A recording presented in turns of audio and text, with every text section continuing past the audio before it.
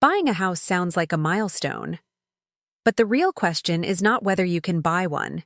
It is whether you can actually afford to own one. A lot of people think homeownership is just a mortgage payment. It is not. A house is a full financial system. In much of the United States, a typical home now costs a little over $400,000. That makes the entry price feel high before the monthly bills even begin. If you put 20% down on a $420,000 house, that is about $84,000 up front. And that is just the down payment. Closing costs can easily add another 2 to 5% of the home price. On that same house, closing costs could be roughly $8,000 to $21,000, depending on the loan and location.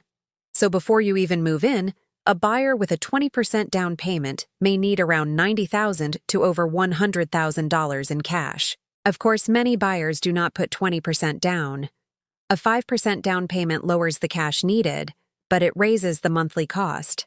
Now let us look at the monthly side.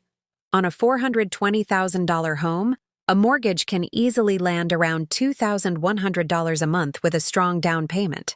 If the down payment is smaller, the mortgage payment goes up, and then mortgage insurance may get added too. Then come property taxes. On a $420,000 home, property taxes can easily be around $350 a month on average. Homeowners insurance adds more. In many markets, that can be roughly $150 to $200 a month, and sometimes much more.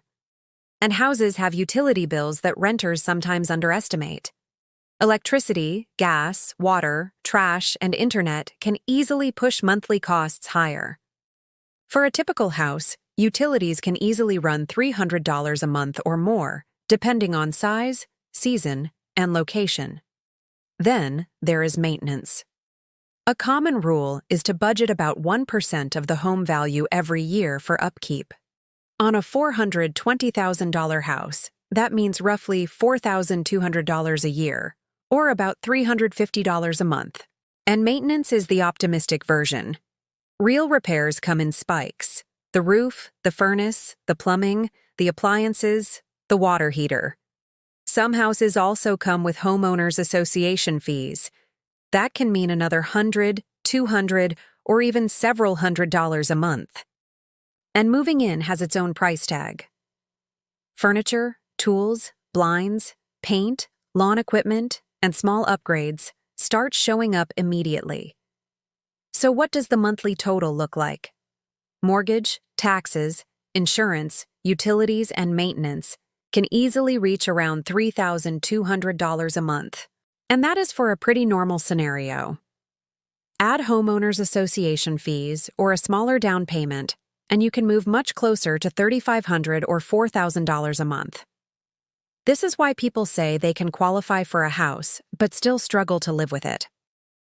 Qualification and affordability are not the same thing. A common guideline says housing should stay around 28% of your gross income.